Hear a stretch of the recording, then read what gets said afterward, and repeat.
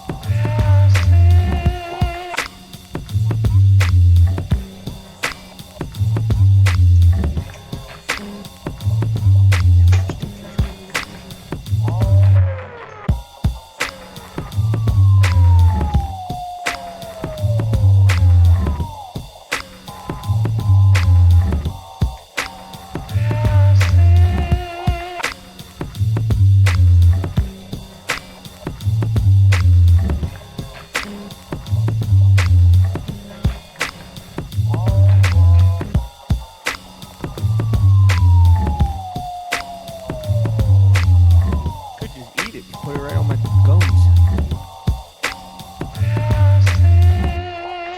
So much.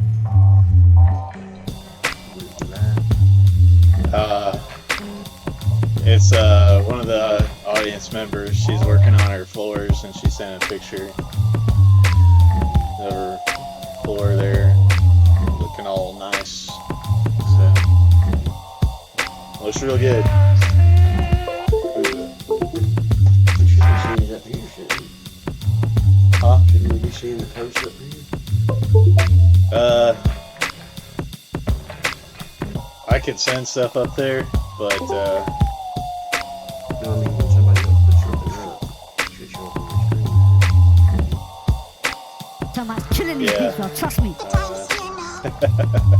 You're listening to Meadows and Makers This shit podcast. Jacked up. well, I mean, making you can, stuff. Peace. it's just easier for me to do it on this. Hey everyone, welcome to another week of the Meadows and Makers podcast here on MSP Waves, and thank y'all for joining and riding the waves today. And this show, my name is Greg Dowd. I'm your host of the Meadows and Makers podcast, also known as Making Stuff on the Steemit blockchain. And today I got a special episode with you guys here with my good buddies Robbie and Lee. And we're going to kind of just have a roundtable conversation today and talk a little bit about homesteading and, what some of the projects we're working on and, maybe what got us into it. And then, as always, we get into some different topics on the show, get into some maybe esoteric and occulted technologies and different things like that. But, this show is pretty much about trying to live a more self-reliant lifestyle and trying to find ways that you can get outside of the current system as it stands. And so I try to bring on guests that are kind of trying to become more self-reliant and move in that direction. And so that's what this show is about. So right before we move forward with the show, just need to get a disclaimer out that the views and opinions expressed on the show are my own and those of my guests. They do not reflect on MSP Waves or the wonderful people that keep that operation going. So if you have any questions, comments, hate mail, send it my way, and we'll go from there. So yeah, without further ado. Robbie, Lee, thanks for joining me today. Hello. And so you guys are familiar with Robbie if you've been hanging around for a little while. But this is Lee. And so Lee, maybe you could tell the audience a little bit about yourself and what got you into homesteading and what got you kind of moving on into the journey that you're on right now. I basically got into homesteading because of my upbringing, living on a family farm, being around cattle, deer hunting, enjoying the outdoors, hunting, fishing, and homesteading's always been a passion of mine, and I wanted to get more deeply into it as far as living a sustainable lifestyle with, the green energy movement, doing some of my own things and harvesting the power of nature, to make our lives more sufficient. And probably one of the biggest drivers of me wanting to homestead the off-grid lifestyle is basically tired of being a sheep. Being the sheep that gets up at 5 in the morning to go punch the clock for the man, making them the money, putting up with the traffic, putting up with the attitudes and all the crap that goes on at a regular job. Yeah, and just everything that we deal with on a day-to-day basis. That's why I'm trying to stay away from and driving toward more a self-sufficient lifestyle. Okay, cool. So you and Robbie kind of got together, and you guys got this sawmill, Mhm. and you guys are starting to get that cranked up. And you're gonna try to you're building a cabin as well, right? You're Yes, sir. gonna be working on a cabin from start to finish. Yeah, me and my wife, we live in a cabin now, and we will be building a cabin starting this summer. Okay. And we're going to mill probably, I'd say 90% of the boards that go into it. Okay. So Wow. It's already got the trees on the ground. yeah, it's gonna be an adventure. Okay. Cool. Now you kind of grown up on a farm, is Yeah. what you said. So you've had a lot of experience, like being able to build houses and different stuff like Mm. that, or just different buildings and I'm stuff not like a master carpenter, but I can I can get my way around it. that. Yeah. Okay. Cool, man. Yeah. So you and Robbie have known each other for a long time, then, huh? 35 years. Yeah. Yeah. So you guys pretty much grew up together. Mhm. Yeah, well, since I don't know what, 83, 84, Yeah, pretty much. somewhere around there. Okay. Long time. Yeah. Yeah. Cool.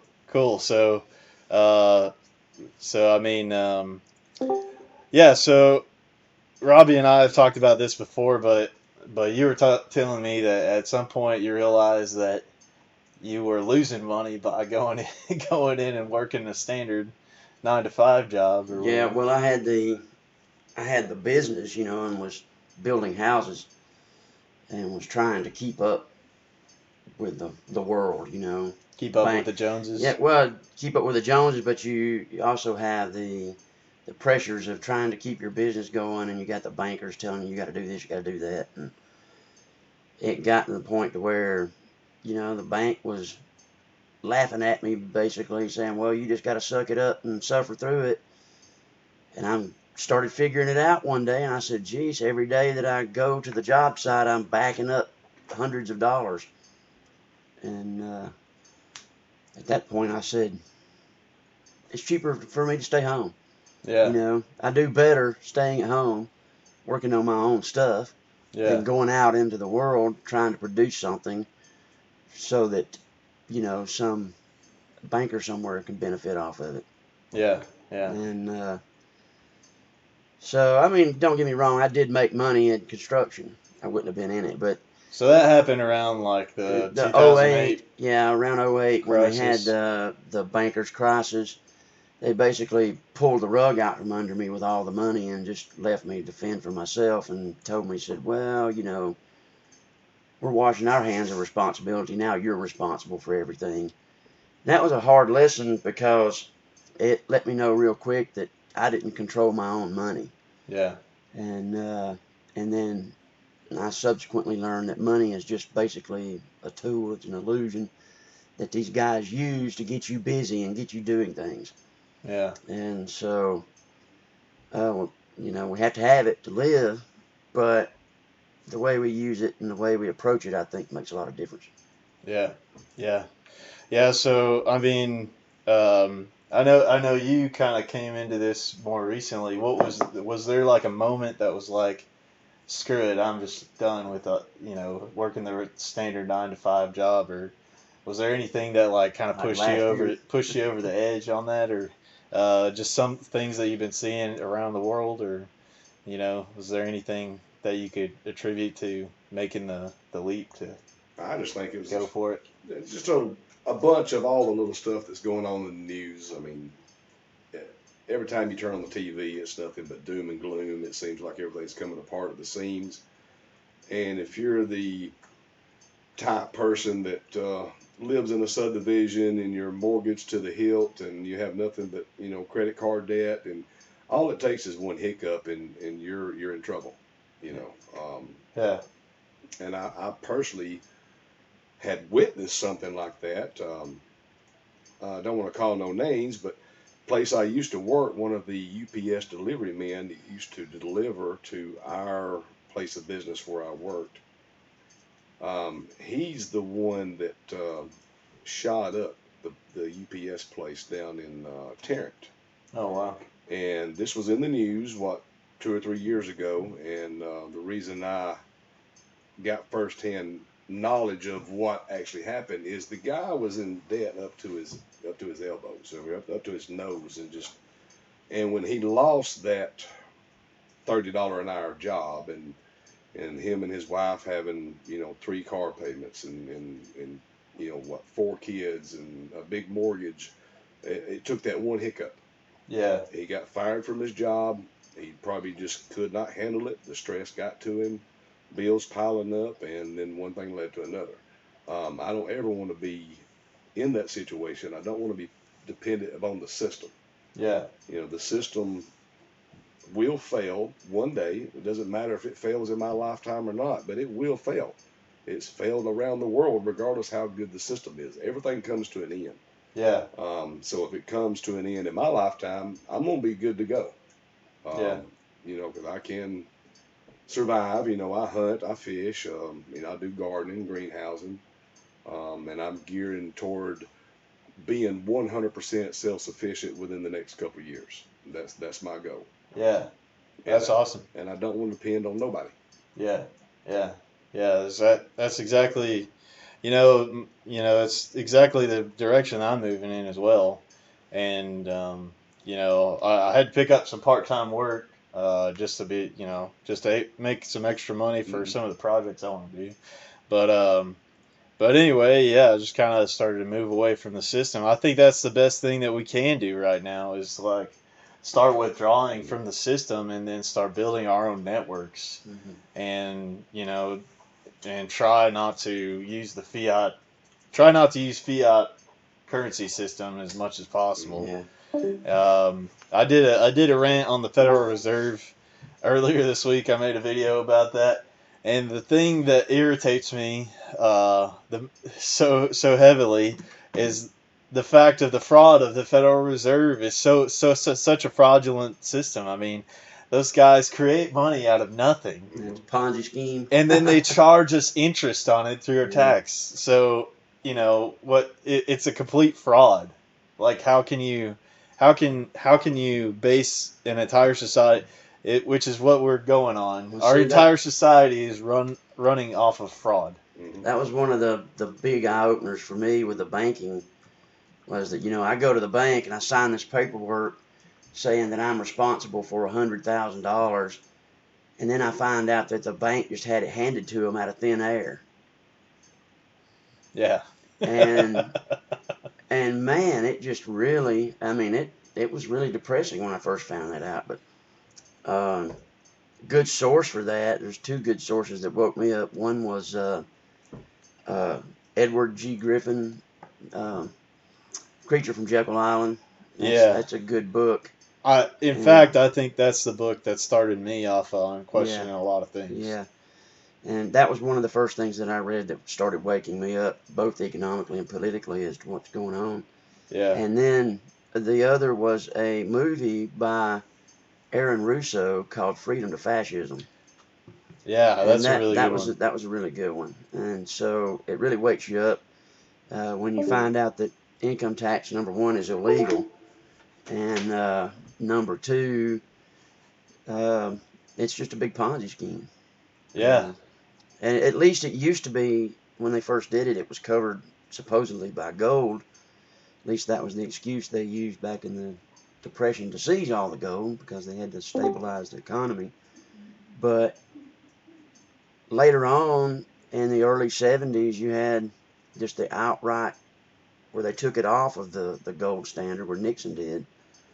And so it's not being held up by anything now. It's just the fiat currency, just sheer fiat. It's all based off the faith of the people using it. So if I And- hand you a piece of paper, if I Fe- take this piece of paper right here and I hand it to you and I say, this is worth $100, Yeah. are you going to give me back $100 worth of goods for this piece of paper?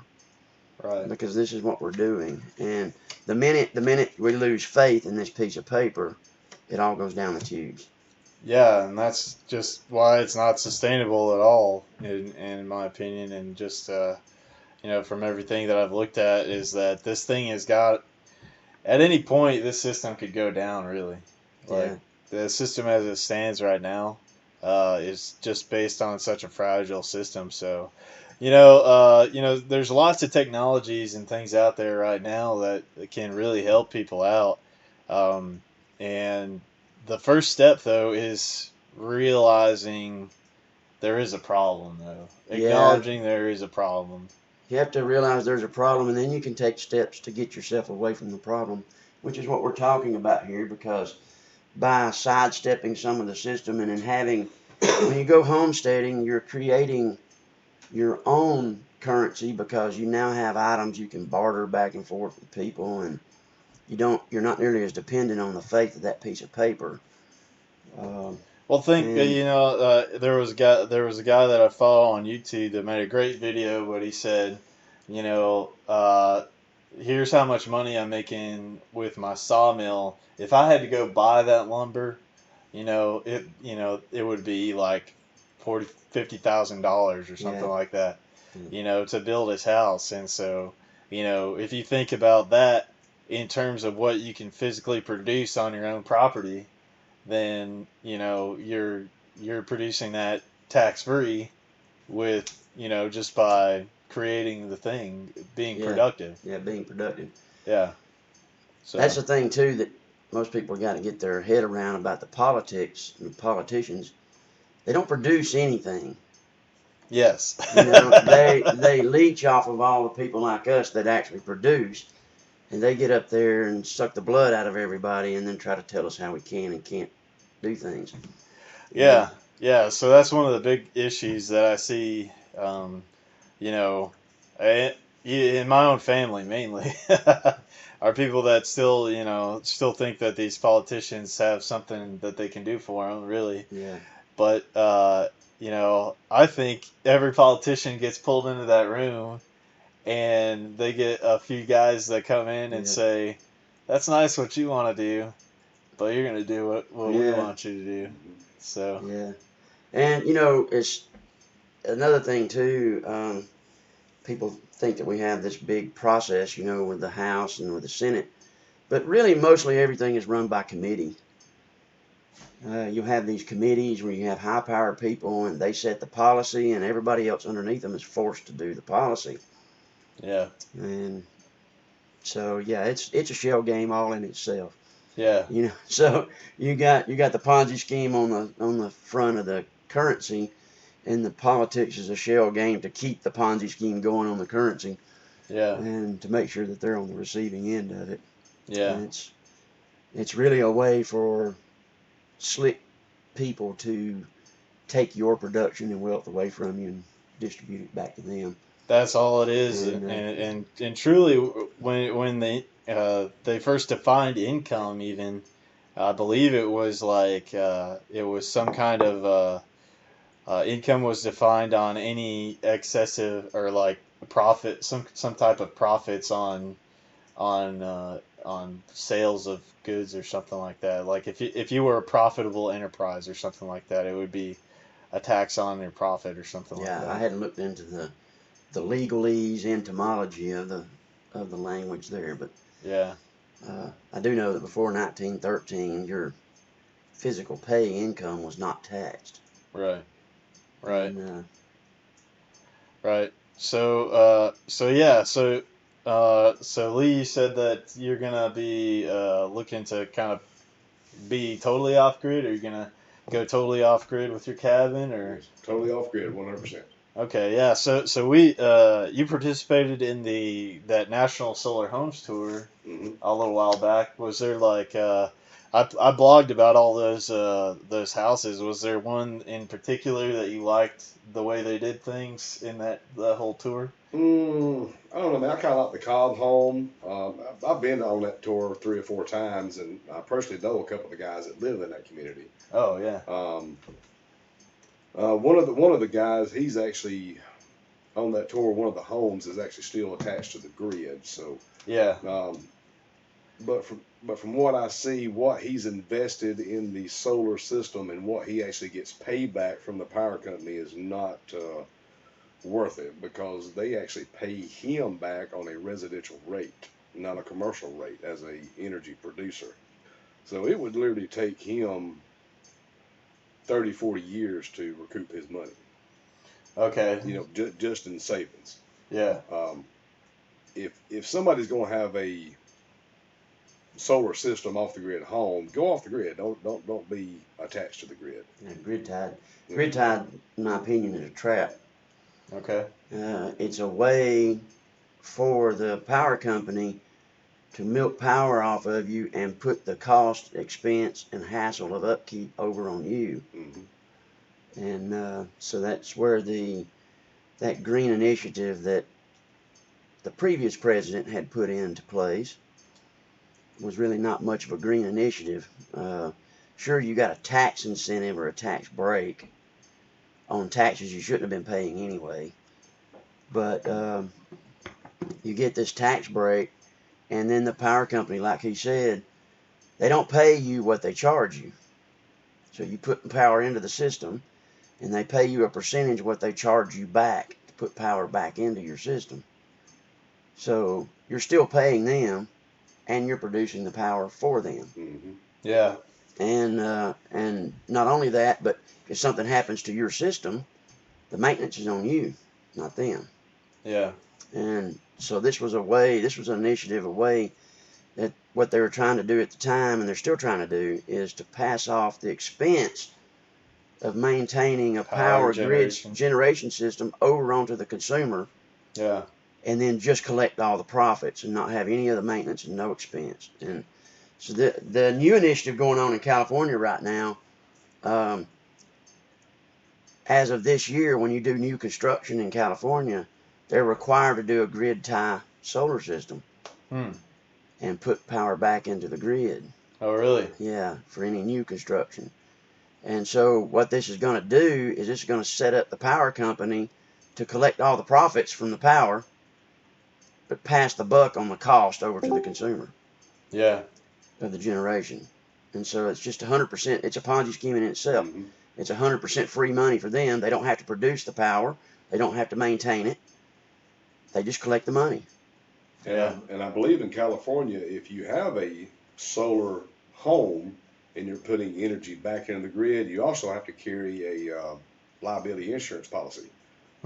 Because if your system was actually to mess up part of the power grid, transformers, lines, or even if there's a power outage and the lineman is a half a mile down the road and your system is still active and you fry him because he's out there working on it, then you're liable. That's a whole another reason. And besides that, if you're attached to the grid, they're going to keep tabs on you. They know what you do. They pretty much know when you flip a light on, when you wake up, all because of smart meters. And so if you're going to have a solar system, what's the point being attached to the grid? I mean, to me, in my opinion, it's stupid. Yeah. Well, see, and people think too, well, I've got this solar system.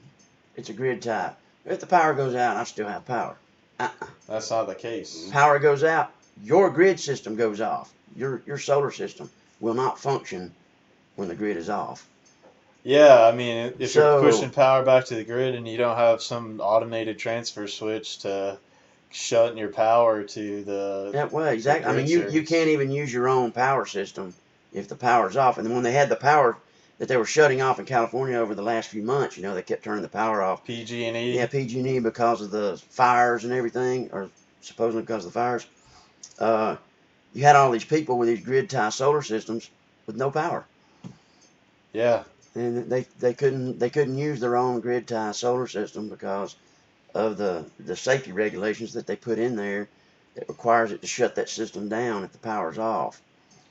So, Well, I know I hosted Solo Miner from Steemit and recently, and he was telling me he previously lived in California, and he was telling me just of all the times of when they had power outages out there, and just being able to, and one of the reasons that I talk about producing your own energy is it's just very empowering Yeah. to be able to do that and to not be dependent on the grid for one, and and while everybody else's power is out, you can be there to help put some other people out in your community. Yeah, and my approach to the thing is to build. At first, I'm building backup power. Yeah. I'm still tied to the grid now, but my solar is not or won't be. Yeah. And so I'll have a manual switch I can turn off, and then fire up the solar and use it. Yeah. And that way, I'm not constricted to any grid tie regulations or anything where if the power goes off, then I don't have power anyway. And even though I've got this huge solar system, I can't use it. Yeah. I've got my stepdad is a CPA, and he went out and spent hundreds of thousands of dollars on a grid tie solar system so that he could get the tax savings. Yeah. And he's got the same conundrum. He's had it going for about 7 or 8 years now. And before he put the grid tie system in, his electric bill was about $680 a month. Now it's about Wow, that's crazy. Now it's about $450. Yeah. And if the power goes off, he don't have power. What's the point? Huh. Sure, he got a tax break, on his income taxes or whatever, but what's the point of having all of that solar power if you can't use it? Yeah, I mean, yeah, there's like Rondon said. So he just commented in the audience. He said he's wired up a bunch of automatic transfer switches, and I'm guessing if you have an automated transfer switch hooked up, you can cut your tie to the grid off. But still, like we're saying here, where you don't have any batteries. If you don't have any batteries, you're only producing the power during the day. During the day when the sun is shining, and then you have to make sure that you have that particular switch in place. If you got the one we're talking about in California, it kills everything, and so it's a beast of a different color. Yeah. But I wouldn't want to fork out that kind of money and have a system that was subject to the system anyway. Have a solar power generation system that was subject to their whim. Yeah. And the whole point to me of getting off grid is to be off grid. Yeah. And so. Yeah. Well, this is a technology that I've been looking into, and something that I want to build is called the Waste Spot. It was developed by this guy Ben Peterson. I'm taking his online training right now on how the Waste Spot works, and basically what it does is it's a waste plastic to diesel fuel. It turns plastics and can convert them into diesel fuel. And so in one of the videos in his training, it was this guy from the UN that was talking about how they want to connect every power creator in the Internet of Things so that everybody producing power, they can redistribute it across the grid, and utility companies will shift from being a power supplier to a power manager. Power manager, yeah. See, they're getting paid for the power management, but all the cost and maintenance is being shifted over to the consumers themselves. Yeah. And so, that's it's been headed that way for several years now, and it's just now catching up in the main public eye. Where people are just going, wait a minute, they're scratching their head. Because when Lee and I were doing the battery machine several years back, we had a senator come down to the shop, and we got to talking about some of this stuff, and he just flat out said, you're not going to find any politician anywhere that's really interested in conserving power, saving power, or any kind of energy that's really green or off grid. They don't want it. It's not to their benefit. You're not going to find it. Yeah. It just, that was another one of those wake up moments, because we were thinking, well, if we can just get this in the right hands, they'll see the benefit for it. And yeah, he flat out let us know. So they're not interested in saving the environment. They're not interested in saving money. They're not interested in saving fuel. They're not interested in dropping CO2. And I said, well, what is all this green initiative? He's just smoke and mirrors. Mm-hmm. Yeah, and that's why, you see Greta Thunberg pop out of nowhere, and she gets all this media attention and all this stuff. And Yeah. what about the guys that are going out and trying to like clean the ocean? And there's this guy Boron Salat that's going out and trying to clean up the ocean, and he's actually doing things. Yeah. And not just talking about some stuff. Well, it takes an Or guys- individual, or because guys the like- government's not doing it, are they? Correct. Yeah, You and then know. you got guys like Jeff Lawton. Mhm. That you talk to a lot of people about Jeff Lawton, and maybe nobody's heard of that guy.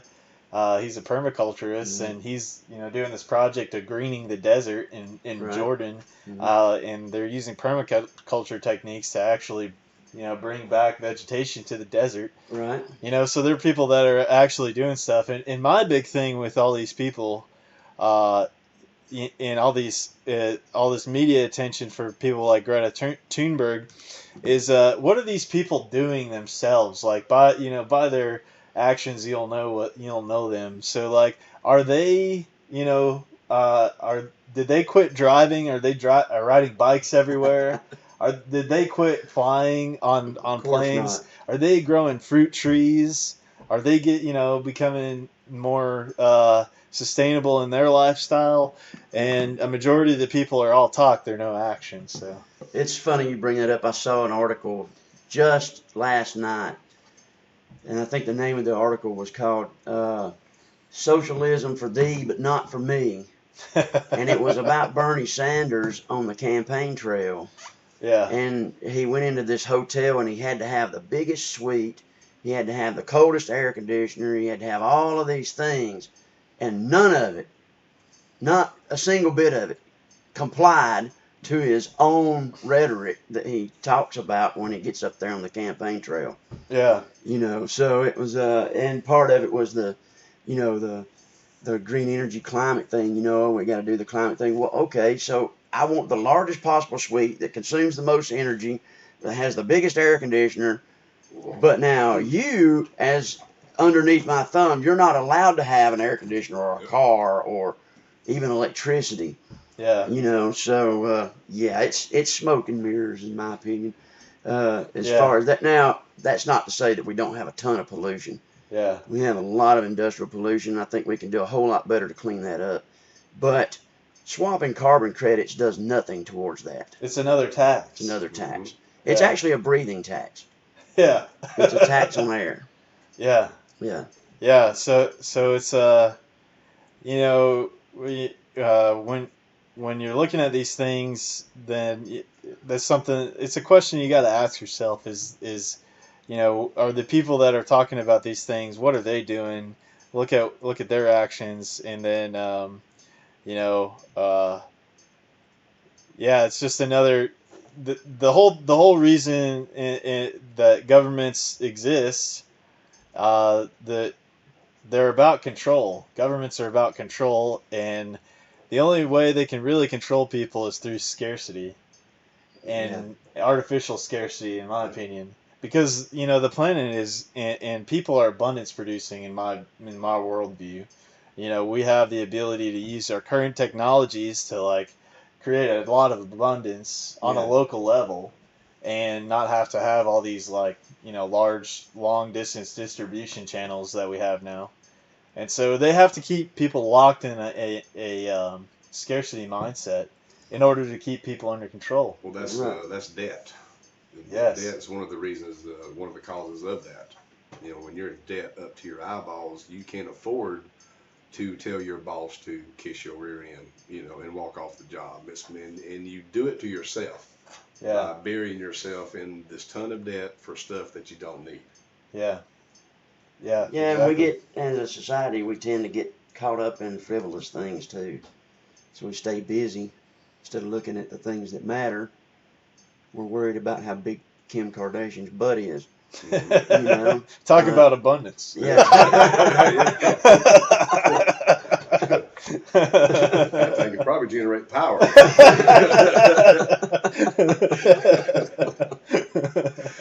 Oh Lord.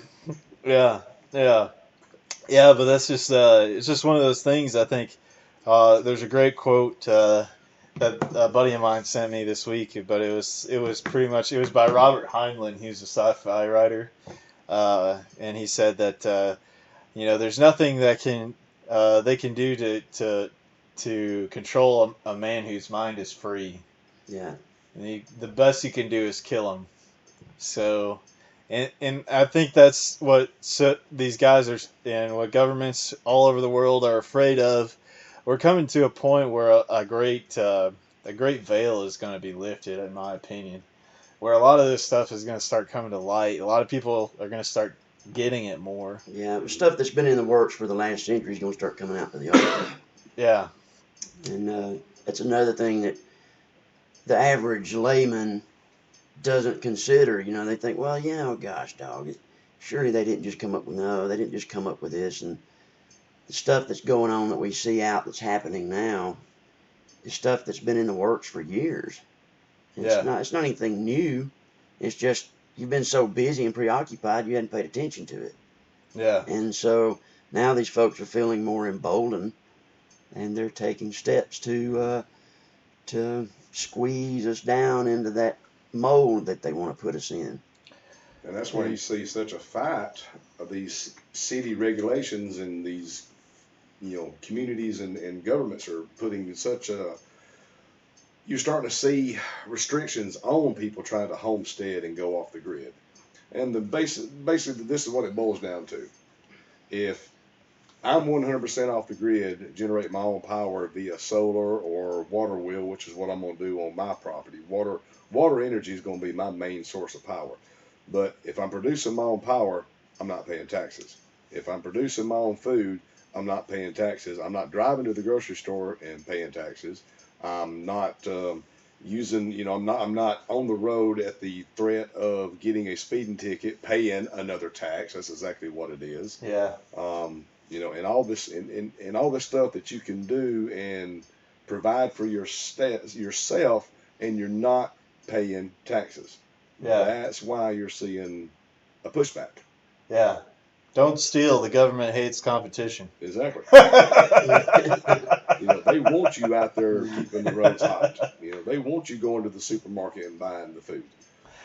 Well, recently in Alabama, they passed an increase in gas tax. Mm-hmm. And I remember I ran into one Congress lady down in the Alabama State House. I think her name is Mary Scott. It was at one of these town hall meetings I went to up in Huntsville, and while I had a house up there, and we were talking to her, and we were talking about roads a little bit, and she was saying, they're going to have to do something because of all the electric vehicles that people are buying now. Mm-hmm. Nobody's paying that gas tax anymore. So, fewer people tax are. by the mile. Yeah, fewer people are. So government, with their, they got to get theirs. They had to do a gas tax increase to be able to cover the costs. That's a twofold issue. First, I knew about the tax by the mile 5 or 6 years ago when they first proposing it out west. But the tax by the mile, in order for them to accurately tax you by the mile, they have to put technology in place that tracks your every movement. Yep. And so this is not just a tax. This is a tracking mechanism. Yeah. And so it tracks your every movement. And also it's a double whammy because like y'all just stated that they increased the gas tax, but you also have people who are pulling up at these charging stations and sticking in their car. The government's going to get their money. Yeah. You pull up to a charging station and swipe your card. Is that such a wonderful thing? To me, it's not. Yeah. Unless you can roll up to your own solar system and charge your own vehicle, Yeah. Off the grid. Now that is probably a little better, but you're still going to pay tax when you buy the solar system. Yeah. Well, let's consider this. We've been talking about all these solar grid tie systems. Yeah. So you have an electric vehicle, pulls up to the pump to recharge. He's getting his power off the grid. It's being supplied energy by the consumer. The guy is actually paying to put energy into the grid and then paying again to get it back out, put in his vehicle. Yeah. Yeah. And so, I mean, they got you on all different angles on this thing. Yeah. So the They're electric, going to get their money. the electric vehicle thing is all wonderful to a certain degree, but there's a lot of problems that they're going to have to overcome. Number one, supply of lithium will not allow total replacement of vehicles. You can't have lithium. There's not enough lithium-ion batteries on the planet to replace every vehicle in the United States, much less the planet. Yeah.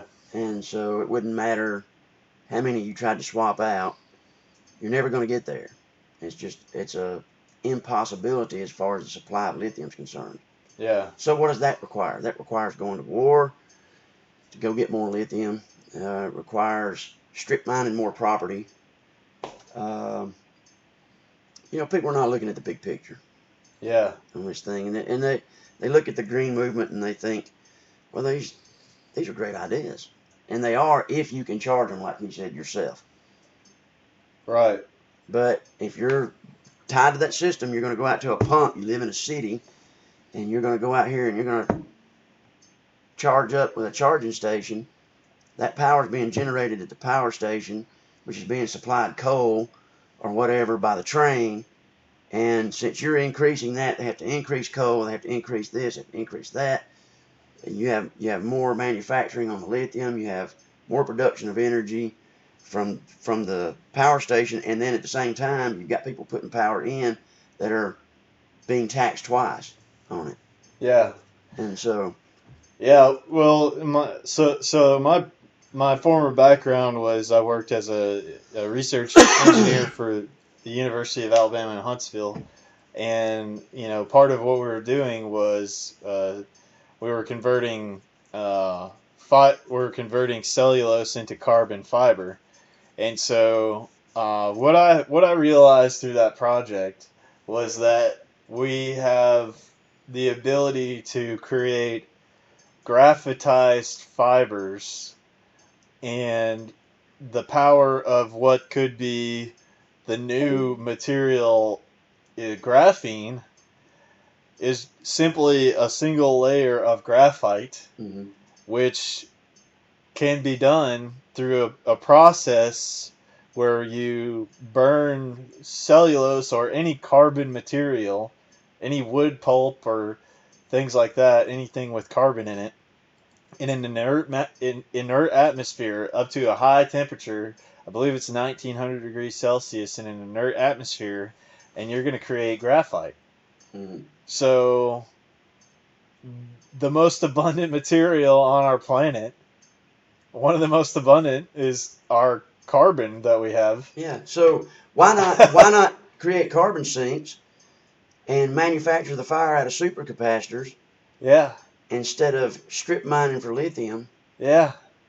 And the answer is you can't tax it. You can't make money on it on every step. You can't subjugate the people buying it that way. Yeah. And it's just like the guy who came to our shop and said, the politicians are never going to support this because it's not to their benefit. What do they gain by giving the people actual power to do things for themselves? They don't. They lose power. And so in our climate today, when politics are involved, they're all about getting as much power as possible. Right. And the money's secondary to these people. And that's where a lot of people, I think, miss the mark too, because they think, well, so-and-so is not making as much money off this as they could, or they follow a money trail and somebody else is getting rich over here on the side, and they think that the politician's free and clear. Yeah. No, the politician's getting power off of it. Yeah. He's gaining power. So the real I think the solution is, and something that we always come back to on the show, is just you have to take, personal responsibility. If you really want to change something in the world, you have to be that change yourself, and that has to come from the individual. And so, it's not going to come from some politician that's Right. that's going to be, claiming that it's going to be your hope for the future. I know I got into a conversation with my brother about Andrew Yang. He was all about Andrew Yang and the Yang math, Mhm. and Yang, is talking about how we're moving into a world where we have this technology and it's going to replace a lot of jobs and things like this with automation, artificial intelligence, stuff like that. Well, he wants to give everybody $1,000 a month. Well, where is that $1,000 a month coming from? Yeah. Well, part of it he wants to do a VAT tax, and so that's a price on, you're paying higher price for goods that you're buying. He's saying he's putting the VAT tax on, these tech companies that are making gobs and gobs of money, off of people that, but, anytime that you tax, a good or a service. Well, or heaven anything, forbid that it come out of some of that Ponzi scheme money. It can't come from that. You gotta create the Ponzi scheme, and then you gotta get people on the other side of the Ponzi scheme to pay again for it. Yeah. So I don't know. What do you guys think about the universal basic income stuff? Like everybody gets $1,000 a month, and I all this stuff. think it'll utterly devastate our society Yeah. because people will have zero incentive to go do anything. Yeah. Yeah. They'll fall to the wayside, and they'll become even worse sheep than they already are. Yeah. And we already have a lot of that going on. Yeah. I couldn't tell you how many people, there's millions of people out there right now getting checks from the government every month. Yeah. And some deservedly and some not. A lot of them are not. Especially if you come in, you're an illegal, and you come in here and you file, you've got 10 kids and you get $1,200 a kid a month. I saw a report where this doctor from Florida was just really mad because this woman came in, she couldn't even speak English. She had 11 kids and was making $15,000 a month off of her government welfare, but yet she was in there raising immortal hell because he was trying to charge her for the office visit. Yeah. And I thought, well, this is typical of what we'll see. And you'll have people that'll reap huge benefits, and then you'll have people that'll suffer a lot, and it'll all be done under this universal. Well, income it's thing. if you get into Austrian economics, if anybody's familiar with that, you have this thing when if everybody's guaranteed a certain amount per month or whatever, some people, maybe just use it as a supplemental income of some kind. Some not people saying may that- live off of it, Yeah. but anytime you guarantee somebody a price of something or anything like that, you're gonna raise the prices of everything, really. Oh yeah. So you see this in college, and the price of college now. Everybody's guaranteed a student loan, no questions Let's asked. talk about college for a minute. You go to college. Let's flip that around and say instead of universal income, you're guaranteed a B, no matter what you do. Okay, so how many people would you want to hire who was guaranteed a B? They may not know and who made straight B's? Yeah. Chances are real good, probably over 50%. You're going to get somebody that can't even spell their name correctly, much less do the job. And then you're going to be forced by the government to pay them. Yeah. And so, I just think that we're entering dangerous territory. Yeah. With that. Because once you get one entitlement, then you set up another and another and another and another. And there's no end in sight. Right. And Right. So I mean, and anytime That's a pretty funny joke. I'll bring that up in a minute. But, just anytime the government is going to offer you something, nothing in this life is free. It's always going to come with some kind of stipulation to it. Yeah. And so, this is kind of what I see this UBI turning into is some kind of, you need to, it's the Hegelian dialectic, the problem, reaction, solution. Well, the problem is AI and all this stuff taking over. Well, our solution is going to be, you have to use our Fed crypto. We're going to track everything you do. You're going to, have to take some kind of microchip or something like that to pay for everything you do. And then you can get your $1,000 a month or something like that. That's in that movie that I was talking about with Aaron Russo. Freedom to Fascism. Yeah. Who was it? Jay Rockefeller Yeah. was on there, and he was quoted as saying, John Rockefeller. I think it was Jay. One of the Rockefellers. Yeah, he was quoted as saying that that's the goal. Yeah. That's what they want. Rondon, that might be a little too soon, man. He says Australian economics are better. They're having a fire sale right now. Yeah. Oh, man. Yeah, what do you guys think about all that, too? What's going down with the fires in Australia and all that? I hadn't thoughts looked on into it a lot, but Nick Rockefeller's Patient Zero says it's Nick Rockefeller. Oh, okay, Nick Rockefeller. Okay. It's if it's anything like the California fires, and I haven't looked into it deeply, but if it's anything like the California fires, then I think there's a strong probability that there's some of that Hegelian dialectic going on there. Yeah, yeah. You create a crisis in order to create a climate of, fear, and then you come along with a solution that you just happen to have ready.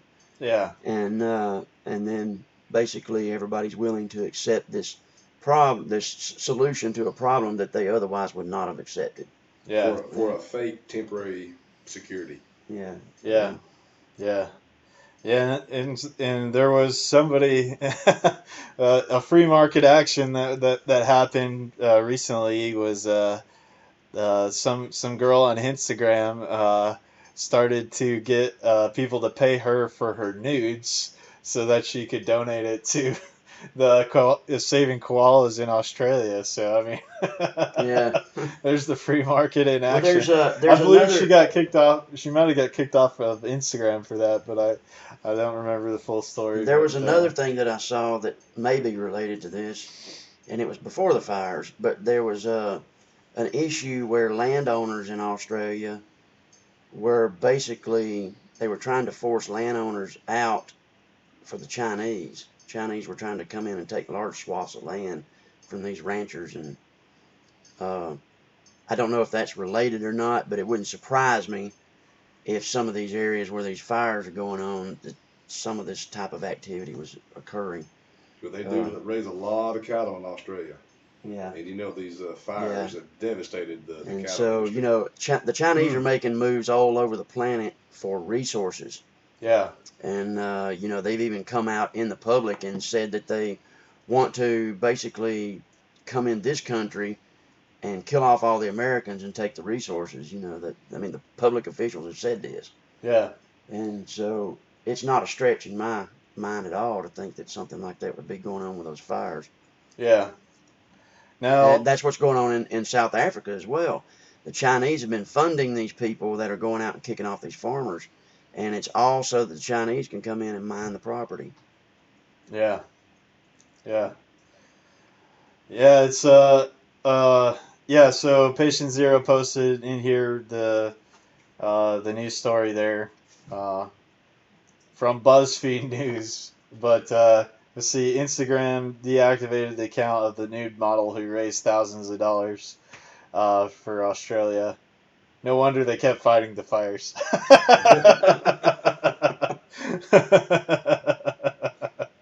So yeah, that's what she looked like. Oh, that's the model. Oh, yeah.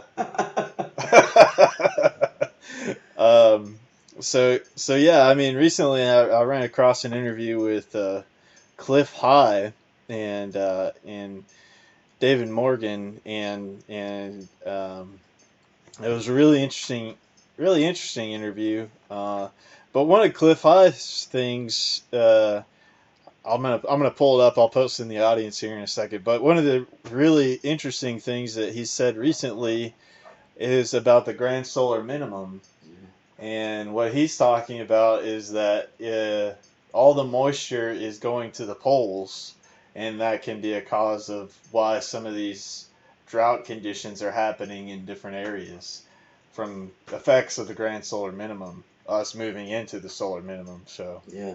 and that's one of the big things that I've also listened to a podcast with. It's the guy that he has the theory of there was some kind of asteroid impact. I think his name is Randall Carson or something like that. Recently, I saw it kind of relates to all this, but he was saying that everybody that thinks that there's this man-made climate change going on. Yes, we have, just like you're saying, we've created a lot of pollution on the planet and stuff like that that's going on, but they're not looking at all the other various factors to this, like what the sun activity is doing, like even us coming into maybe some different region of the galaxy or something like galactic that. cycles and solar system cycles, and there's a lot to that, and a lot of the ice core data bears a lot of that out too, but that data is conveniently left out of the climate model for these people who are pushing for the carbon taxes. Yeah, it's Randall Carson. Randall Carson. There you go. And it's it was his appearance on the Joe Rogan podcast, but yeah. Anyway, he's talking about there was a giant cataclysm that had happened maybe like 11,000 years ago. Him and Graham Hancock are kind of when did this board. podcast happen? This was a while back. This was 2015. Okay, I was just wondering because I saw a thing here a while back where Joe Rogan was being attacked by the left here recently. Apparently, he stepped on somebody's toes and he's fallen out of grace. And so they're really Yeah. giving him a hard time. Oh yeah. Joe. Owen Benjamin, a comedian that I follow, calls him Joe the Toe Rogan. Joe the Toe, because he looks like a toe. Yeah. So yeah. Anyway, there's just a lot of interesting stuff going on right now, and I think a lot of maybe hidden technologies and things like that are kind of coming out. And one of the things that like I was saying, there was an interview with Cliff High and David Morgan. David Morgan is a big silver guy, like gold and silver precious metals guy. They got into a little bit of financial stuff in the beginning, but Cliff High was talking about the new electrics and people's understanding of how magnets work and things like that will be coming out. And he does something called the Outta report, and he created this software called the WebBot, where it went around social media and tried to make future predictions based on people's language. Yeah. And so he created something called the Outta report, and when they're going into the talk here, they're talking about how silver could potentially be used to create new energy devices. And using magnets to permanent magnets to bring about a new energy for the masses. You have a device. What he explained was something like you have two magnets that you force together, maybe like with forklifts or something like that with a high force, and then in the center you have some kind of collector with like little fingers out of it or whatever to somehow be able to collect the energy off the magnets that are constantly. It's that magnetic field energy is constantly there. Yeah. And the magnetic field is like a toroidal force. You're getting into some of the quantum field stuff with that, and the more force and sharper the gradient you can get into that field, the more reaction you're going to have. So I could see where that could be done. Yeah, so it's a really good conversation. So I just wanted to share that with the audience to go look up on your own and go check that out. But I will post it here. Let's see, I'll post it in the audience right here to go check out. But yeah, it was a really fascinating conversation. So Yeah, you just put it there. yeah. So did it pop up there? Yeah, it did. All right, great. So yeah, yeah. This is kind of the getting into the second hour of the show, and I know you guys work on some or have worked on some interesting things in the past. You were talking about the device that you guys came up with, and originally that was you came up with that to work on batteries, right? It was to be able to or it was an effect that you figured out that worked with the device that you created to We regenerate batteries. We didn't set out to, when we first built it, to work on batteries. We were experimenting based off of stuff we had learned through doing replications with Bedini and Tesla stuff. Yeah. And we had done a lot of little workaround stuff on that, and we're doing our own thing. And then we just, out of the blue, we came up with this other thing based off those principles. Yeah. And it was creating a plasma, but it was doing it through a collapsing magnetic field. And it had some really weird phenomenon associated with it. You could set up a big spark gap. And typically with a Tesla coil or something, you'll have a spark gap like an inch or so, but you might have 50,000 volts or 40,000 volts in order to get across that. Yeah. And we could pull a 2-inch spark with 40 volts DC and 1 amp. Oh, wow. And it's because it was a different type of electrical conduction. Okay. It was generating a plasma in the field, in the open air. Yeah. Creating a conductor path. Now some people say that when we go out into space may be full of a lot of plasma. Actually, not just empty space. It's like if you go back and plasma in read all of space. the stuff back from the turn of the century with Tesla and Steinmetz and all of the people that actually produced the technology that we live with today, they were utterly convinced that space was filled with these fields, and the fields contained charged particles and plasmas, which they called the ether. Yeah. But ether is also something different than just plasma, as you get into the quantum field with that. But I believe there's something there, and our device shows that there's something else other than just voltage, current, electricity. You can produce something else, and with that gap, like I was saying, you could physically watch metal coming off of there and being deatomized and spin in a spiral, and then it would recollect on the other side, and it would build up on the other side and pull away from this side.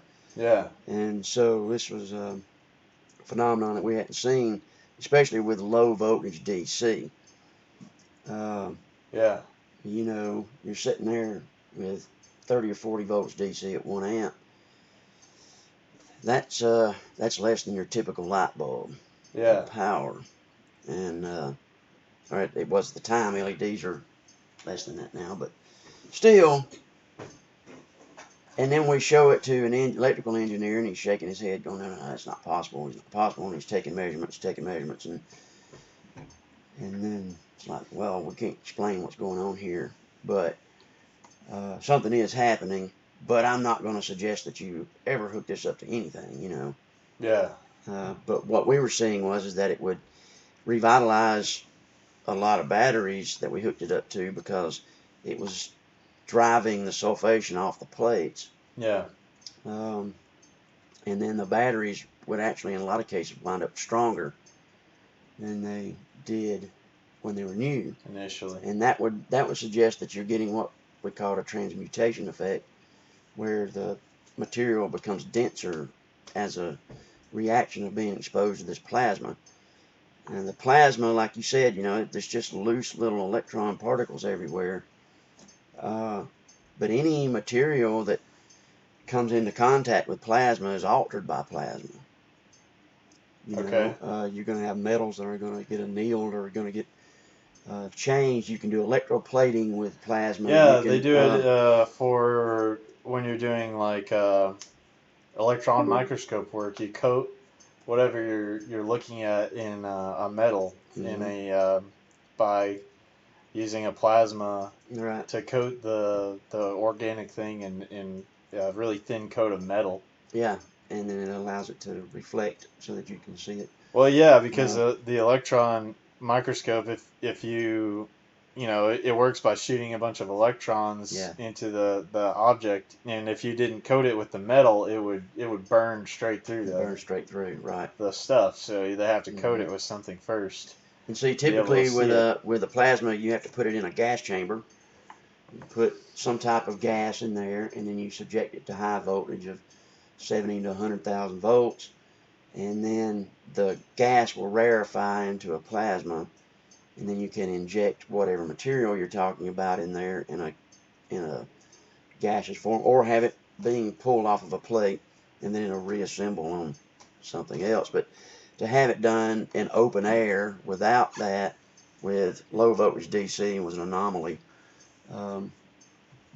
And so, you know, we saw that we could reduce or eliminate those dendrites in the lithium ion batteries, because the plasma would eat away the dendrites. But all of the engineers that we talked to, once they saw the ability, you know, when you pull that lead away and you get that big old plasma arc, they'd back up. Oh God, you're going to kill somebody. Yeah. But it's really just kind of inert, because I mean, he and I got shot so many times. It wasn't funny. And be sitting there, and it would get you if you pulled away, and you could do it with one hand and you were fine. Yeah. But if you ever had one hand over here and pulled away both leads, it would get you, you know. Yeah. So, but it wasn't anything that would. It's much less of a shock than what comes out of the wall. Yeah. Well, what kind of, you know, you mentioned like Steinmetz and Tesla and who are some of the other guys that you were looking into to? T. Henry Moray. Thomas Henry Moray. Yeah, and then you had Townsend Brown. Yeah. Looked into that, and of course the electrogravitics is a different animal. Yeah. Than the Tesla stuff, but the Tesla technology could be used today if the politicians would turn it loose. And the Tesla technology, in its simplest form, is not very difficult. It's just basically setting up a particular type of pulse train that'll resonate with coils that you have, and it'll set up what they call a standing wave. And the standing wave, then under certain conditions, can then be over unity. So it can draw energy, ambient energy, in from the environment, and that allows you to put a small amount of energy in and get more energy out. Yeah. On the backside. These technologies exist. They're not out in the public, strictly because of military and political suppression. Yeah. And that's been going on since 1903. Yeah. So. Yeah. Yeah, and there's just it's a fascinating rabbit hole to go down. it seems like there's always something new to learn in that whole area of energy history. In the history of electrical energy, there's a lot to go down and a lot to see, um, and one of these things, talking about the plasma state. Recently, it was the Voyager probe that NASA sent out, and NASA, from everything that I've looked into with NASA, is definitely never a straight answer, but They got a lot of hinky stuff, don't they? yeah. But anyway, they sent out this Voyager probe, and then they say it's encountered some type of magnetic foam, is what they call it. But they've seen that the Voyager probe sent down after it's left our solar system, and so It shut down. it's slowed down significantly. I So guess. it ran into something in the medium. Yeah. Yeah. So Cliff High, I'll get back to Cliff High because what he was saying kind of makes sense to me anyway. And so he was saying it's like the magnetic field expressed by the sun as it's moving through the galaxy is creating this magnetic field shockwave essentially. Right, a bow wave. It's you could think of it like a comet. Yes. So Yes. you got the sun, and then you got the Charging shockwave coming around, particles. charged particles. Yeah. And as I did see something on this because they had two different measurements from two different spots, and they had two different acceleration rates, and that's where they were coming up with some of the density calculations. Yeah. But yeah, so the sun itself, the magnetosphere of the sun, is protecting the solar system from galactic bombardment of all sorts of energy. Yeah, coming from outside sources, which if the sun is connected to the rest of the galaxy in such a way, what's to say how is it's got to be interacting with other fields, and other exactly. fields are giving different energy to So the sun. you got the sun moving through the galaxy, interacting with essentially trillions and trillions of electron volts of energy that it's interfacing with, and it's causing the wave to oscillate coming off the sun. Yeah. And that then oscillates in every one of the planets and causes oscillations here on the Earth. We should be able to tap that energy, and that's some of what Tesla was looking into doing. And so you have all these naysayers that jump up and down with the perpetual motion. They start screaming perpetual motion. Well, I challenge these guys to show me one thing, just one thing, that's not in motion. Right. Just one. I Yeah. don't care what it is. You can't do it. Everything from atoms. In fact, if it's not everything is in motion. If it's not in motion, then it's probably dead. Or even dead's in motion. It won't even be. Yeah, it's not dead, but yeah. I mean, you can't even approach absolute zero and slow something down, and you get you get the interesting effects of superfluids or whatever that can climb up things. Even if you did have an object that was get dead still, down to absolute zero to slow anything down completely. If you did have something like you said at absolute zero that's dead still, yeah, the universe would be moving around it. Yeah, and hence movement would be going around. Yeah, nothing sat still. So that's just a whole fallacy in itself. I mean, it's a myth. And if it has motion, it has energy. So yeah, and if it has motion, it has energy, and everything has motion. Yeah. So the whole notion that we can't tap the environment for energy to me is ridiculous. Yeah. I'm in agreement on that. And Tesla was working on the technology of harnessing the ionosphere, or harnessing energy from the ionosphere. Mm-hmm. And there's also plenty of people out there right now that are researching this. There's an ion power group that's out there that's showing that they can successfully harness energy from towers that they've erected that they can, go to a certain altitude in the air and Anybody be able to out pull there- electricity 24/7 without, solar power. You can pull energy from the atmosphere. Anybody out there, if you want to take and do an experiment, Yeah. go get you a capacitor. Yep. And get you a long insulated wire, and then skin the end of the wire back about 6 to 8 inches, and take that wire and hang it up as high as you can get it. Yeah. Drive your grounding rod in the ground, put the capacitor between the two, and let it sit and come back and read the voltage. Yeah. And you'll see there's energy there. Yeah. Yeah. It's a small amount of electrostatic energy, but it's there. Yeah. So there's no reason it can't be harvested on an industrial scale. Yeah. As long as they can tax it.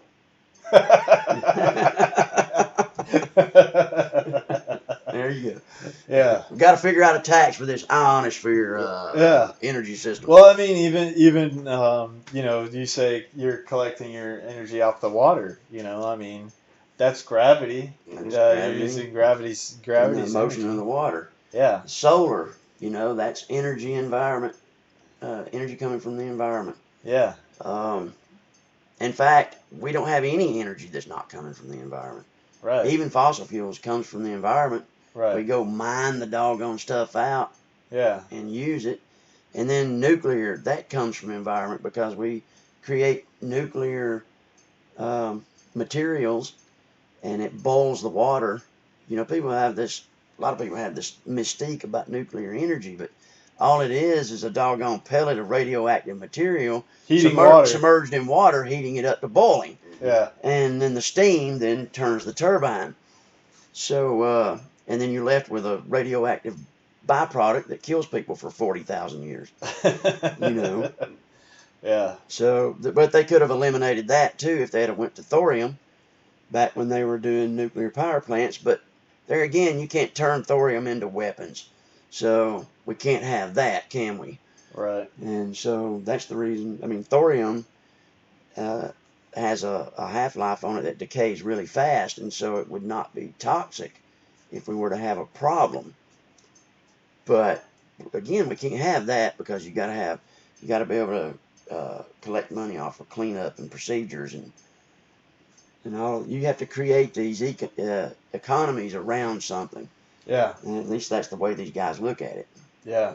And so they're not ever going to do anything in our best interest. Right. So. Right.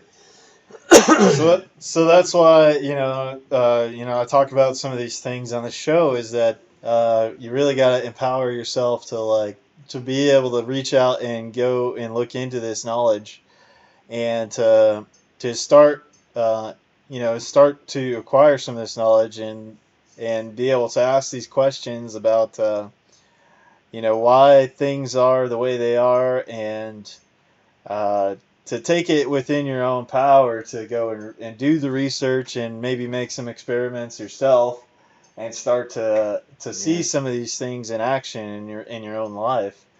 And if you just do that basic experiment with the wire and the capacitor, that'll prove to anybody that wants to try it that there's energy in the environment. Yeah, and then didn't you also do?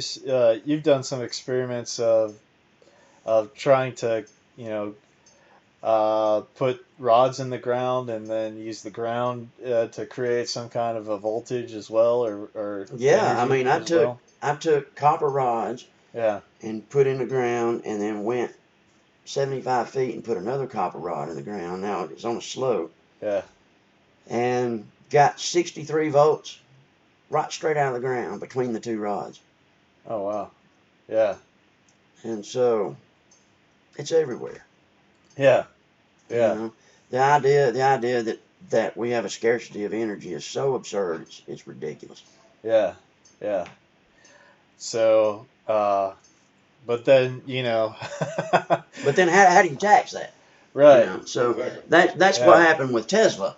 See, Tesla's idea with the magnifying transmitter was not your typical Tesla coil, like you see the mad scientist Tesla coil where they ramp the voltage up and the big arcs are coming off and all that. That's not what he was doing with the magnifying transmitter. The magnifying transmitter would set up a rarefied capacitive field that was longitudinal and basically pumping the ether, if you will. Okay.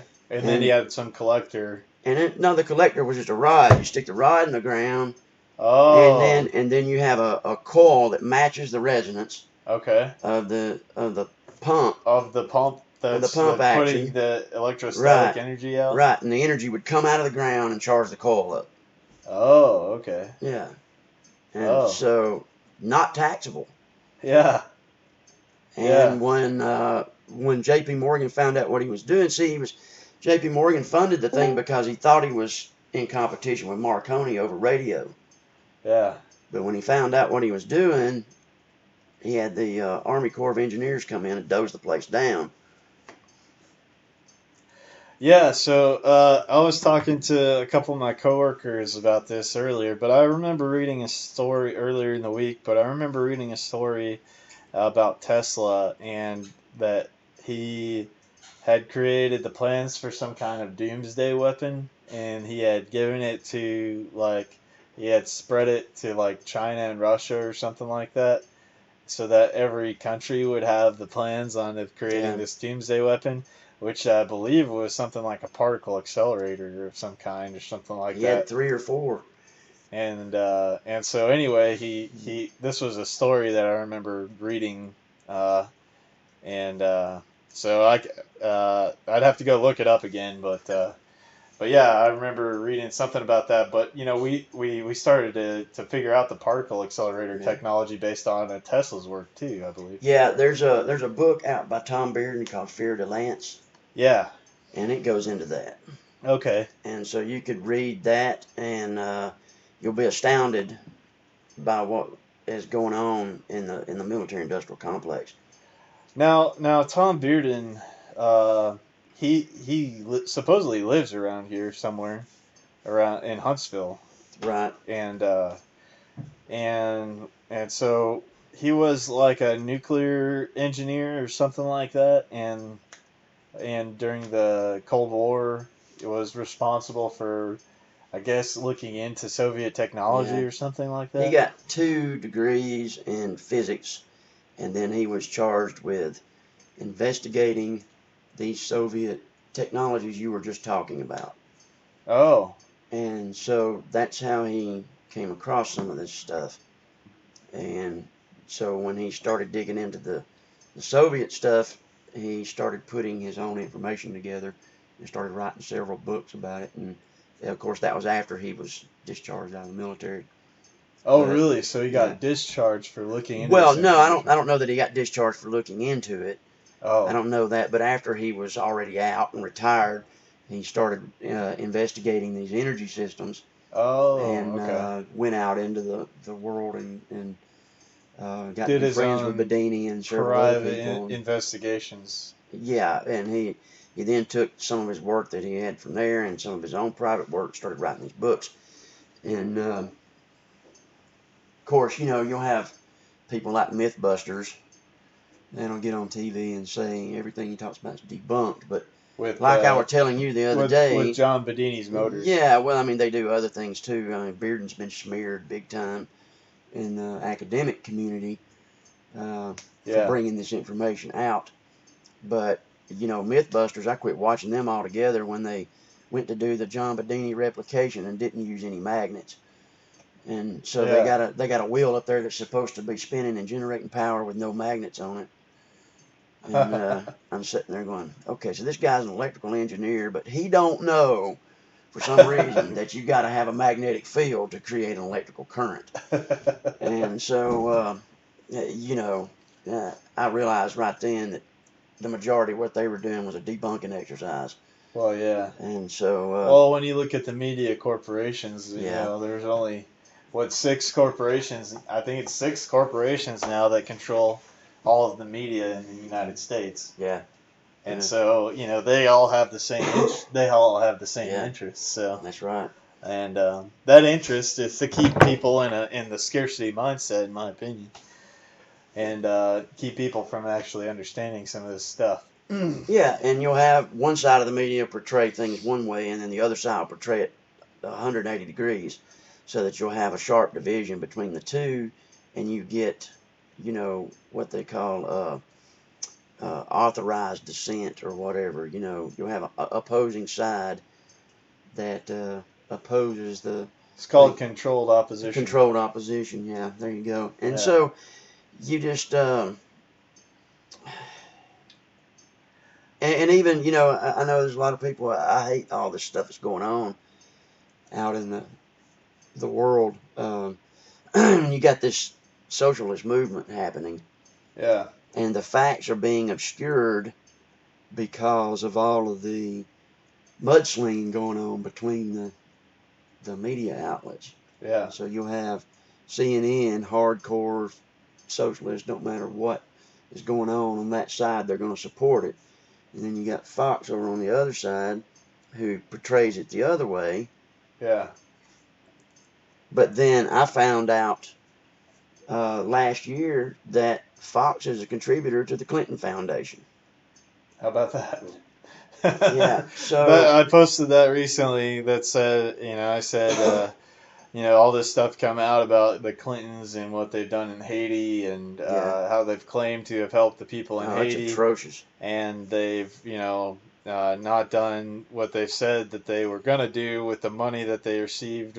Out of from $1 the billion, Clinton Foundation. 30-something million went to Haiti. And why there is no investigation of the Clintons and why they're not being held on trial and put to justice should make you question the validity of the system.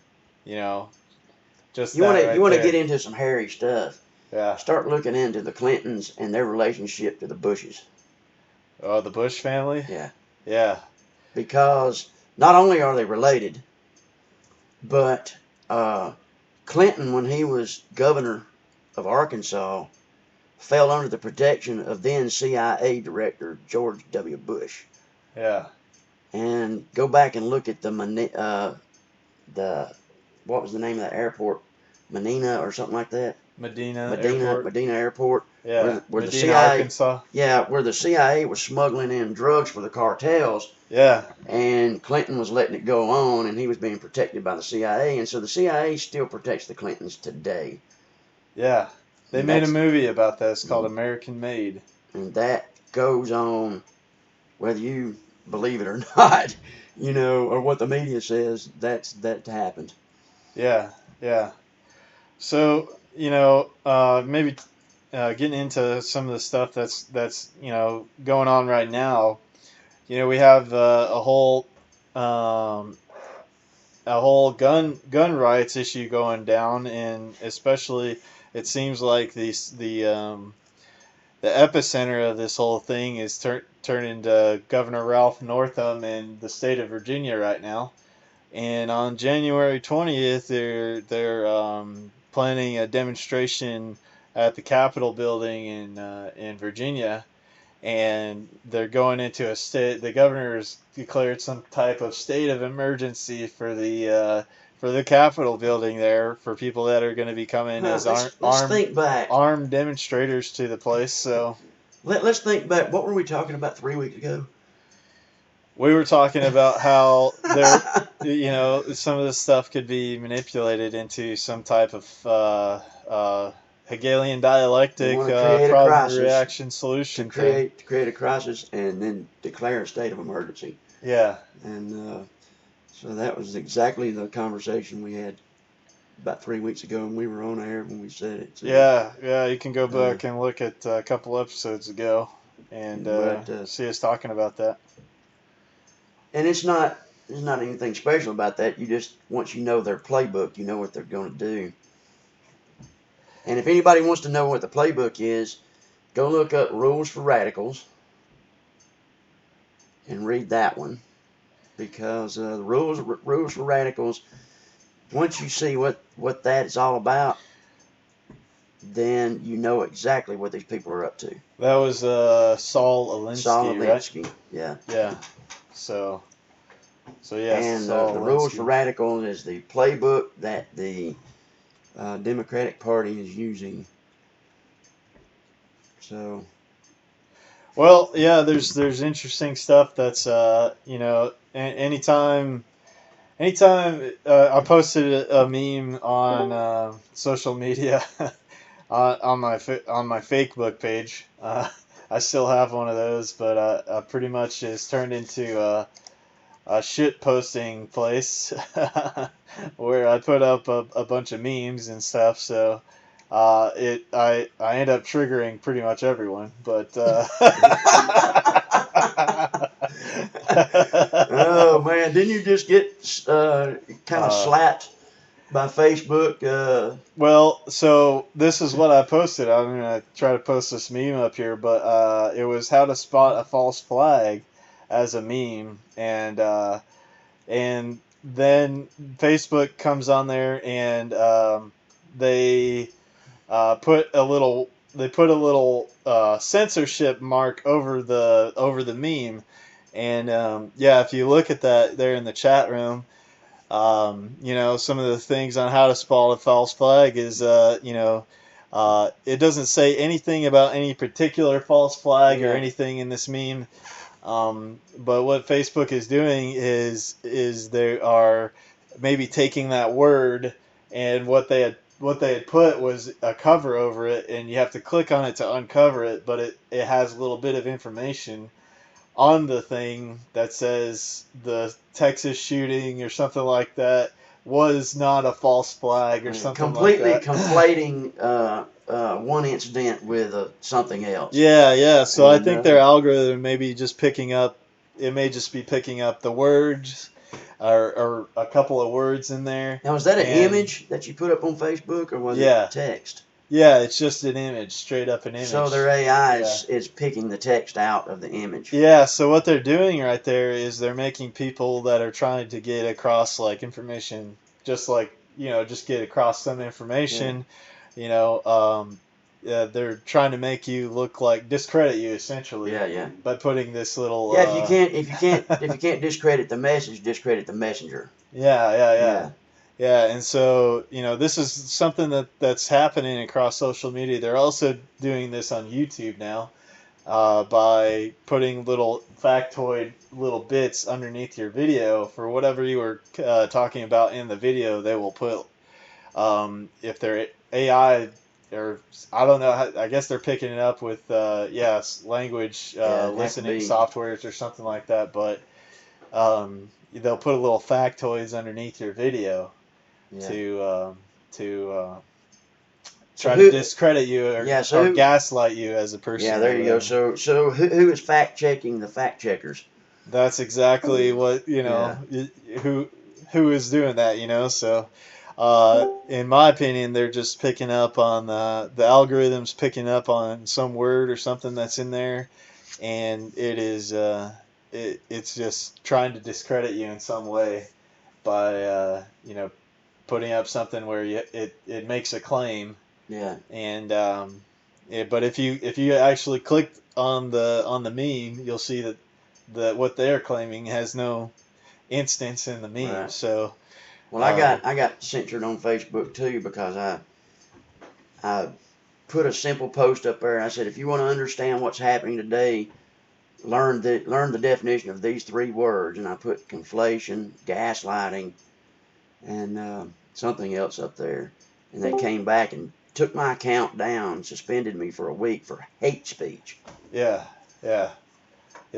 I've done my best to try to get kicked off of Facebook or put into Facebook jail, but I haven't done it yet. But I did have a buddy of mine that told me a story recently where he said that he messaged somebody. It was one of these memes where it was like a chick that was covering her boobs, and then you click on it, and then it says Epstein didn't kill himself, you perv.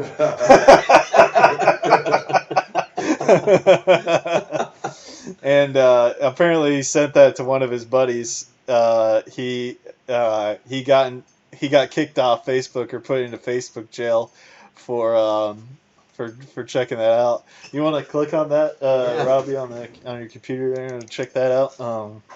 I saw that Ron John just sent me something on the chat there. We're trying to pull it up, see if you can click on that and open it. But It's not Well, fun, we no. can't open it, so I'll have to check that out later. But yeah, I mean, here's It's not coming up. yeah, here's another meme. I just pretty much have been just posting memes on Facebook for a little while now, but one of them that I saw recently was just great. It was like why do you need guns? And then it was like for close tyranny, which was a handgun. For far away tyranny, it had a rifle. And then for lots of tyranny, it had like an AR-15. And yeah, so I was gonna post something like that up there. But yeah, I mean, right now it's that's one of the first things if you go throughout history. They've usually come after people's defensive weapons, and just you don't need any constitutional amendment to tell you that your right to self-defense is an inherent right. I mean, it's a right by nature. So, okay, so But yeah, you guys are bringing up the point of a crisis call actors. for crisis actors, yeah, Yeah. for this whole Virginia thing, and that's something that I've come across myself as well. And I've talked extensively to you about crisis actors, and that they're all over almost every major event. And so, anytime you have crisis actors, be aware of false flags, because something is there to appear one way when it's actually another way. But yeah, there were crisis actors in a lot of the major happenings over the last several years. Yeah. They had them in the Boston bombing. They had them out in Colorado in the shooting out there. They had a couple of them in Sandy Hook. It's just amazing when you start digging around for crisis actors, you find them in a lot of these places where you wouldn't think they would be. But yeah, as far as this shooting, this thing goes in Virginia, I would be wary of people wearing bandanas and masks to conceal themselves and throwing rocks and starting up things, because the They could chances are be very good provocateurs. they're or going to be some kind. provocateurs. They could be either crisis actors or even FBI. Yeah. Or even CIA. And this is something that goes on. It's been going on for decades and decades. They'll And if you put a don't, plant or some Yeah. kind in any group of some kind of CIA linked person or something like that to cause trouble within the yeah, and group. if you don't think the government's involved in those kind of operations, go look up Operation Gladio. It's been declassified. Operation Gladio. Yeah, Okay. Yeah. and it'll show you where the CIA was involved in stirring up political trouble overseas in order to get a political result they wanted in one of these countries. Yeah. I think it was Italy, but don't quote me on that. I'm not exactly sure. But the point is that they're routinely involved in this stuff. Yeah. And it's just been overseas all this time, and now it's coming home to roost, and we're starting to see it here. Yeah. But, nearly every major political crisis is fomented through some type of false flag. And the one to get it all kicked off was 9/11, man. And if you're still thinking that there's some validity to the story of what happened on 9/11, the official story, I would challenge you to go back and look at some of the new evidence that's out there. Architects and Engineers for 9/11 Truth put out a great thing on this, and said the only way that the buildings could come down was if at the speed that they came down was if the columns of those buildings were taken out by some type of thermite or controlled demolition shape charges or something like that. It gets even worse than that, because a lot of them would have to be virtually vaporized Yeah. in order to free fall at the speed that they did. Nobody's arguing that it happened. Everybody knows that it happened. So don't be absurd and say, what are you guys idiots thinking that it didn't happen? What we're saying here is that the official story is full of holes. Yeah. And you have the BBC coming on probably like 23 minutes before the event happened even, and claiming that World Trade Center Building 7 had collapsed. Yeah. The official report, the NIST report, claims that Building 7 collapsed due to office fires. Yeah. Where and it's strange too. In the modern era of architecture with steel and concrete buildings, 9/11 to this day stands as the only example, planet-wide, where office fire can destroy a steel-girdered concrete building. Yeah. It's the only one in history that's ever happened. Yeah. Now, maybe it's just me, but you're telling me that in a third world country where they have fires all the time, that those buildings don't fall down, but yet in our country, an office fire brings down, this building. Yeah. I don't buy it. Yeah. Yeah. And so, a really good talk on that is Richard Gage of Architects and Engineers for 9/11 Truth, and gives a really good talk about that recently. And I posted in a video. That's inertia. That's what NIST claimed was the cause of the World Trade Center Building 7 collapse, was an office fire. Yeah, you got a building 2 blocks away from where the planes hit. That no plane hits, by the way. No plane hit, and then somehow an office fire spread to it before the building collapsed, and before the other buildings collapsed, and collapsed that building as well. Yeah.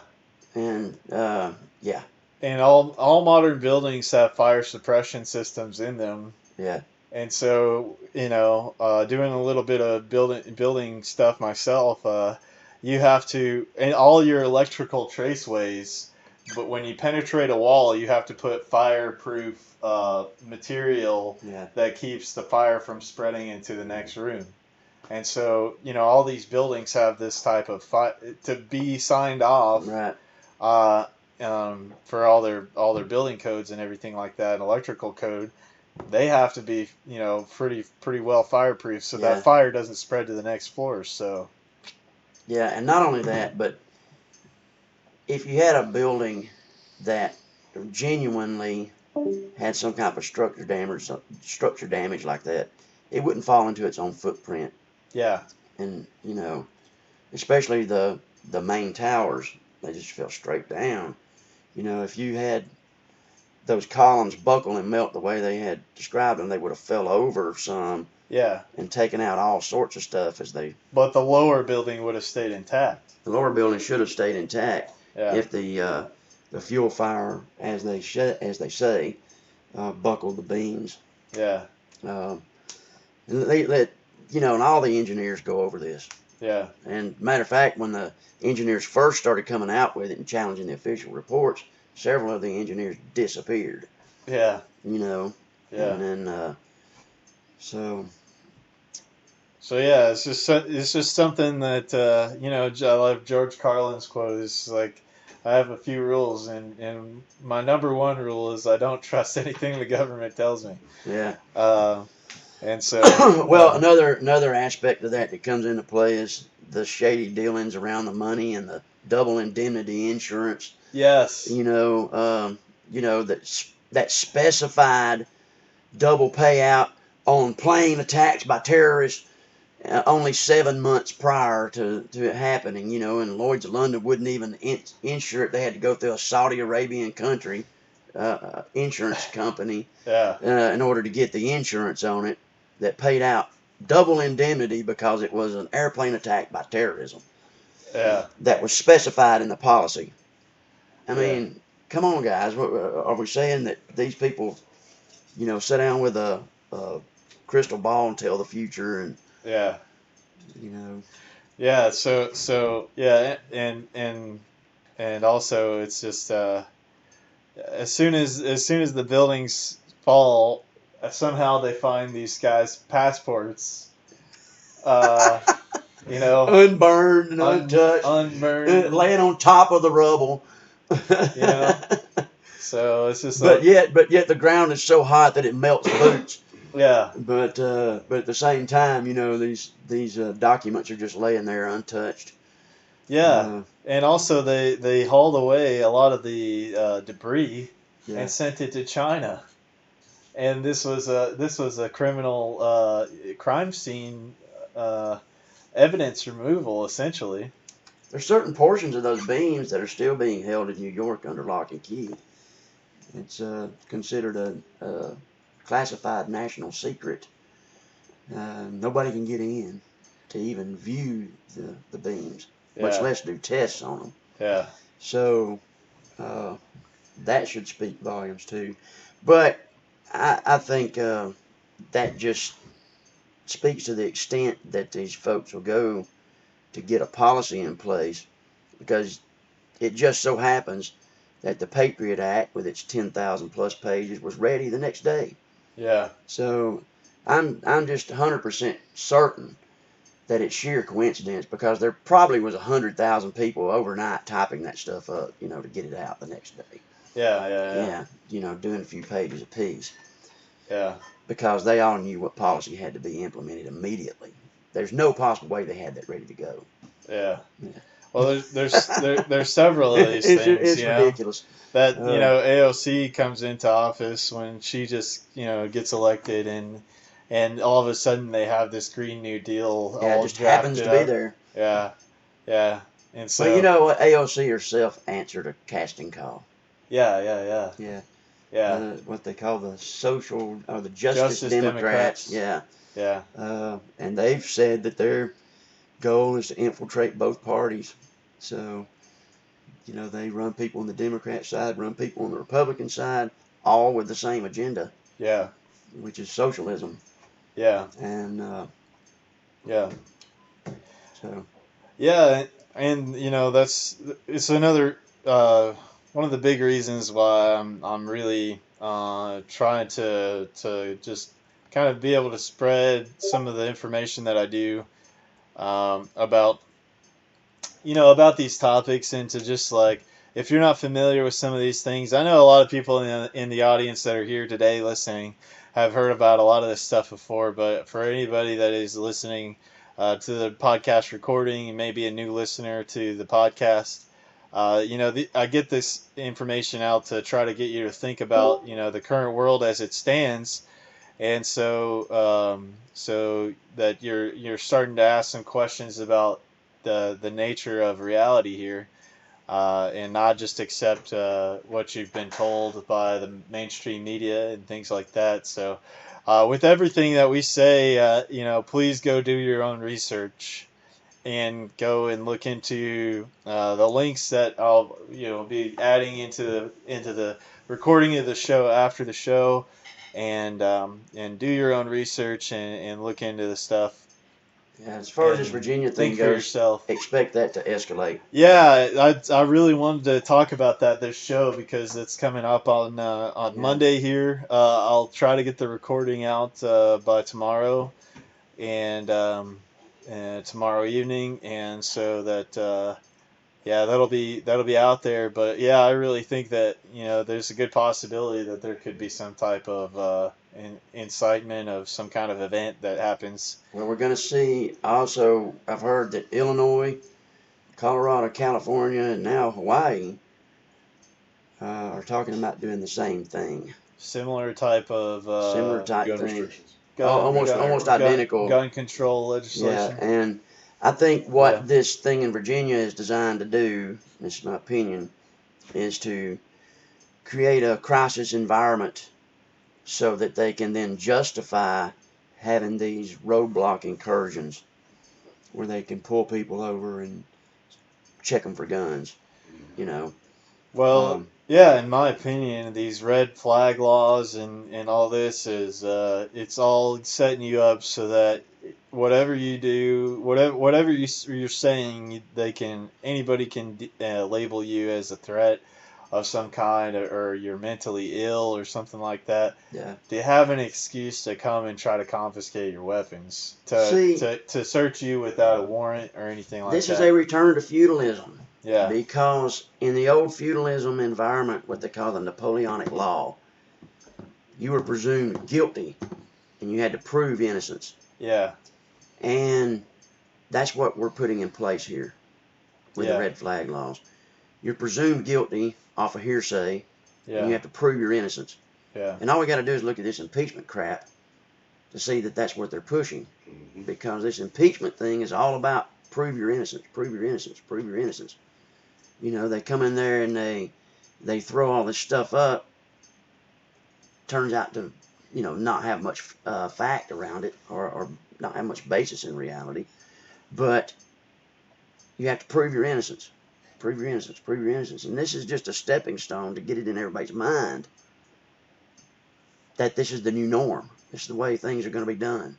So you push this out in the public, and then in the background they got this crap going on where they push the red flag laws and get that slid under the radar. So now you're under Napoleonic law, where you're presumed guilty, you have to prove innocence. Yeah. And this is a real dangerous, slippery slope we're going down. Yeah. Yeah. And Virginia is the testing waters.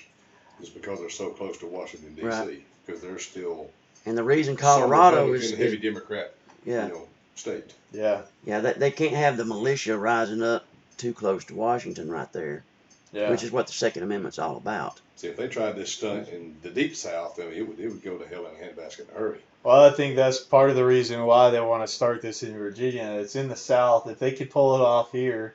But it's still a heavily Democratic state because they're so close to Washington, D.C. They're using it as a test. Yeah, that's what I agree. It's a testing ground for if they can pull it off. Well, I think they've done a lot of beta testing through the years, but this is a deliberate attempt to goad people into violence. I think so, yeah. That's what this is. Yeah. And this is meant to incite a crisis so that they can then institute more draconian laws or create an emergency situation. What they would like to see is they would like to see the ability to be able to pull the UN under a crisis and have the UN square off with the military. Is what they would love to see. Well, you see recently that this the UN had posted for people to have disarmament officers Mm-hmm. As a job posting on the UN website in New York. They were looking for people that could be disarmament officers, and so I think that's a good possibility that they're trying to bring in foreign troops on U.S. soil. I saw an article this morning, in fact, where one of the legislators in Virginia was calling for the arrest of any military or state police that refused to confiscate the weapons. And they even made the statement in there that if they had to, they would call on the UN to make those arrests. And I found that extremely telling because that seems to be their plan, is to get in here and they want to try to pull the military under the UN rule so that they can get this gun confiscation taken care of. Yeah. Because they know that the vast majority of Americans are not going to shoot on other Americans. Yes. Yeah. And so in order to pull this off and have it really happen, they're going to have foreign troops.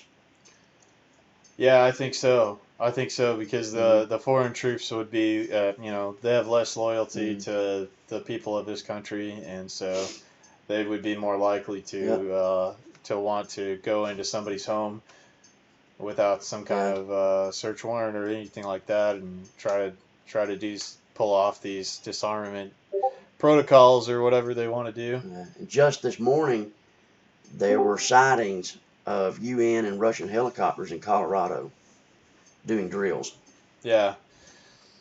So, for everybody out there, the big thing is to hold, in your mind that that you are a free person, and you don't have to.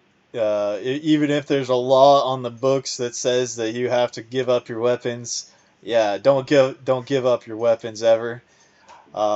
This is something that they're trying to shove down people's throats, but I think it just goes along with I think we're kind of coming to the end of a system here, and I think that they're trying to grasp for any kind of control if they can try to get that control over people, and get you to have the fear that to buy into the whole scheme and agenda, then they've won. But if you don't, and you hold on to your rights, then you're going to push back, and they're not going to be successful. So Yeah, just being aware that of what their game plan is, what they're trying to accomplish, where they envision their end goal, yeah, will help you to sidestep the thing. And if you can get out of their way and not give them power, then it can be slowed down or stopped. yep, And yep. but it's not gonna go away if we bury our head in the sand. That's right, and that's why I talk about these things, and I believe it's really important to get it out there, and to chat and to start talking and open about these things, is because it's not going away, and if we can keep our consciousness level, and we can stay on top of the things that are going on, then we have more of an opportunity to take take the actions in a more positive direction, and try to move things in a more positive direction in the future here. So for everybody that's come to hang out for the show today, I really appreciate you guys, and appreciate everybody that came to hang out for the show.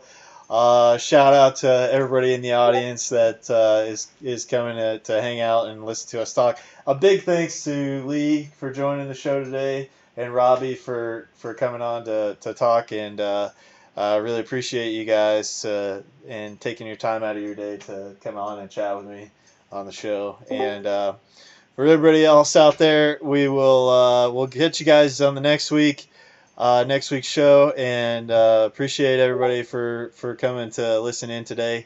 And stay tuned for Crimson Clad Steamwave Saturday coming up next, where he goes into all the new stuff that's happening around the Steemit blockchain, and just hang out and listen to some tunes.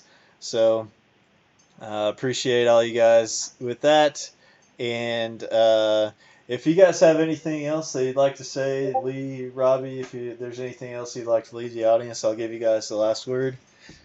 And Shoot, as always, just be as self-reliant as possible, and be aware of what's going on, and don't get suckered into these little games people play. Awesome. So, well, that's it, guys, and we'll catch you guys on the next episode. And let me pull up our Awake by Devon and Junk Feathers and play you guys out with that track. So thank you, guys. We'll catch you guys on the next show. Peace. Peace.